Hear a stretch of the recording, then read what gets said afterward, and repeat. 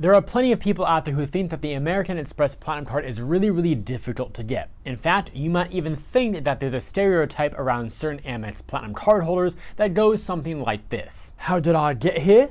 Me and my perfect credit score, 850, flew here on my private jet, which we then took over to my private yacht, to the country club, and purchased all the food in the entire restaurant with my American Express Platinum Card. Did you hear that? When in fact, that is very far from the truth. And in fact, in today's video, we're going to go over my top 5 reasons why I think that the American Express Platinum Card is actually quite a bit easier to get than you might originally think. But first, we gotta do the intro to this video. Hey everyone, it's Mark. I'm here to help you put more money in your pocket through credit cards and smart financial habits. If that sounds good to you, do me a quick favor and click on the like and subscribe button down below. Also, check out the links down below in the description area to view some great credit card offers, to get some additional cash back when you shop online through RAKUTEN, and to sign up for MAXREWARDS, which is a fantastic app to manage all of your credit cards and rewards in one place. It also allows you to track your purchases across all cards and helps you identify which card to use to earn the most rewards. And if you sign up for MAXREWARDS Gold, it automatically activates your card-linked offers, quarterly spend categories, and a whole lot more. You can get your first month free by using the link in the description. Now yes, the Amex Platinum Card is a very nice looking card. It also sounds nice when you drop it. And American Express as a company really has strong brand positioning as that upper echelon or higher tier card issuer, mostly catering toward the more affluent customer bases. But that does not mean you have to be affluent to get this card, or even have the best credit score or the super high income or any of that at all. There are plenty of people who simply travel a lot for leisure, for work. They appreciate good value, good rewards, good insurance coverages, and more. So having said that, again, today's video is all about why the Amex Platinum Card may be a lot easier to get than you originally thought. So now let's begin with my first reason why I think that is. First of all, it has a lot to do with marketing and appearance. So the Amex Platinum Card is marketed as a luxury lifestyle card with a sleek design and metal construction, but that doesn't mean it's only for affluent people. It's also not an invitation-only card. We'll leave that to the Amex Centurion Card, also known more casually as the Amex Black Card. That one is by invitation only and has secret algorithmic requirements to be able to be invited in the first place to even apply. But putting the color of the card aside, the Amex Platinum and Amex Centurion pretty much look identical in terms of their overall design, and believe it or not, the Amex Platinum is heavier than the Centurion Card. Yet you don't have to sit around spending millions of dollars waiting for Amex to invite you to it. You also don't have a specific spend threshold that you have to meet every year. There's no published or known income requirement or net worth requirement. None of that really exists for the Amex Platinum Card. As long as you can have access to the internet, go to AmericanExpress.com, you can apply for it and see if you get approved. Reason number 2, it's a charge card. So unlike a traditional credit card, Amex charge cards don't have a preset spending limit. This seems to result in easier underwriting standards and therefore easier approvals compared to other premium credit cards. Now, none of that is to say that you can go ahead and pick up the Amex Platinum Card and then go take it to a store and spend whatever you want as much as you want all the time on it. When I say no preset spending limit, and also American Express even says that when you log into your online portal, by the way, that means that the total amount you can spend is really done by a transaction basis. So based on your credit score, your underlying credit factors, your payment history, your relationship with American Express, among other factors, Amex will basically allow that upper limit of what you can spend versus someone else to change or fluctuate over time based on all those types of things and your overall spend habits. So will Amex allow you to make that $20,000 purchase on your card? It really depends on you, your history, and the factors that they look at. So here's the thing. When you submit an application for a credit card, the banks look at your credit score, the underlying factors that make up your score, your income, your debt levels, and a whole bunch of other things as well. Then the secret risk algorithms, or perhaps even the in-person underwriting team, will look at your risk profile and then allocate you a credit limit based on your credit worthiness. But because charge cards don't have that specific limit, the underwriting team or algorithms are not underwriting you for a specific limit based on on your wrist. With a charge card, you're not meant to revolve a balance, which is a fancy way of saying carry a balance from one month to the next. What's really going on with these types of charge cards is whatever you charge to it, you will pay the entire balance off in full by the due date. Whereas with a credit card, if you don't pay the full balance, you can still carry that balance with interest month over month over month. And yes, there is a small exception to that with American Express charge cards. If you have the pay over time feature turned on,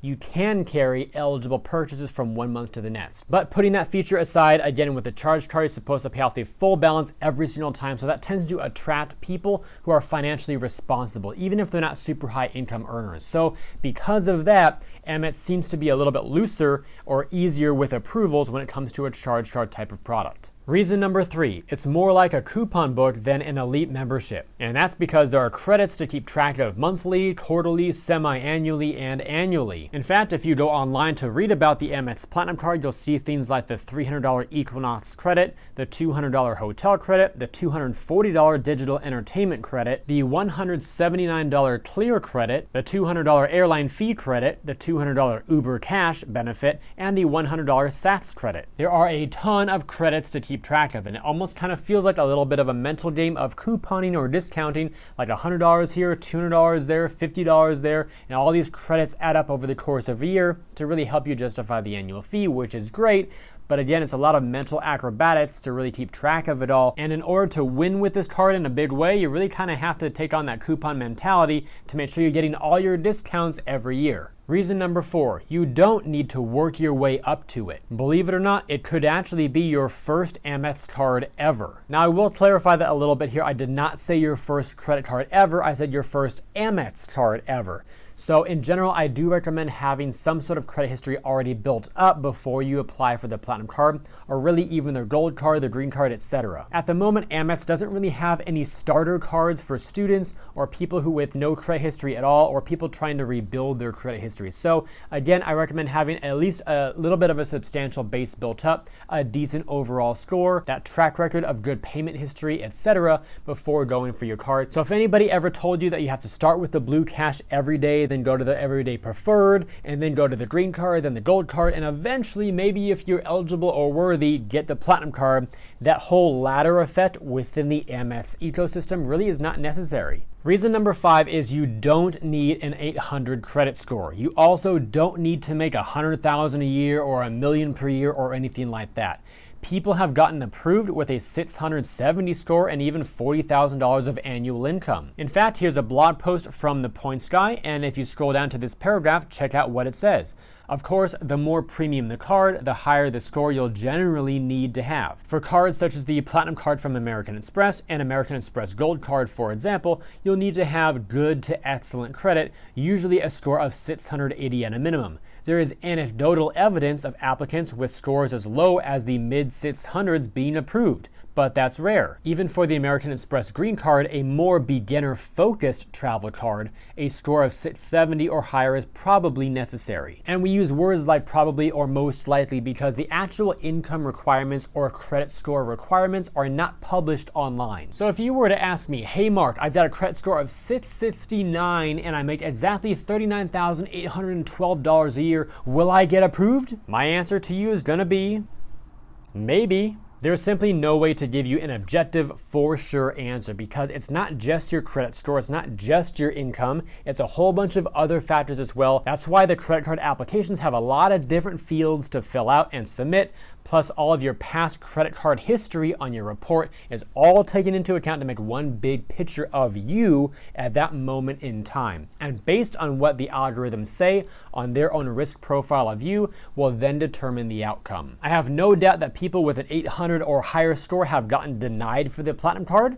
Others have gotten approved, and as you just saw, people with a 670 or so may also get approved, while others may get denied. Again, it's based on that full overall picture. So to recap, don't let the marketing or appearance of the card fool you into believing that it's really, really hard to get. Also remember that being a charge card, it might actually work in your favor for an easier approval. It's also not a super exclusive elite membership, rather it's more like a coupon book, so as long as all the credits fit into your normal life and spend habits, you may be able to get more value out of the card than it costs you, even if you're more on the budget or frugal side of things. You also don't need to spend months or years working your way up to it with lower tier no-fee cards first, and also you don't need to have a perfect score or make tons of money in order to get an approval. There's no doubt that this is still a premium or luxury type of credit card with a very high annual fee, currently $695 per year as I record this video, and it does come with a ton of perks and benefits that are really great for those of you who may be travel inclined especially. And having gone over those 5 major reasons, I still want to make this final note here at the very end. Please make sure that this card fits into your normal spend habits, your income situation, your travel habits, etc. before you go and apply. The intent of this game is not for the bank to win, but rather for you to win. So as long as you can get more value than you pay every year, especially in the first year with a huge outsized welcome bonus if you end up getting like 100,000 points or more, then of course it could make sense. But if you go get this card and then end up spending more money than you would normally spend without it, then that's probably not a good situation either, and therefore I would avoid getting this card. And with all that said, if you enjoyed today's video and believe it could benefit others, then please help me get it in front of more people by liking this video, subscribing to the channel, and turning on notifications. Also check out the links down below in the description area to view some great credit card offers, to get some additional cash back when you shop online through Rakuten, and to sign up for MAXREWARDS, which is a fantastic app to manage all of your credit cards and rewards in one place. It also allows you to track your purchases across all cards and helps you identify which card to use to earn the most rewards. And if you sign up for MAXREWARDS Gold, it automatically activates your card-linked offers, quarterly spend categories, and a whole lot more. You can get your first month free by using the link in the description. And to bring it all full circle and wrap it up here at the end, I'd love to know your data points if you recently got approved for the Amex Platinum Card. What was your credit score at the time? And was it your first card or your second card? Where were you in your own Amex journey when you got approved? Let me know your data points down below in the comments to help everybody else out in the community. I thank you all for watching today's video. I hope it brought you some great value. I'll see you again in future videos, and until then, remember, you are great.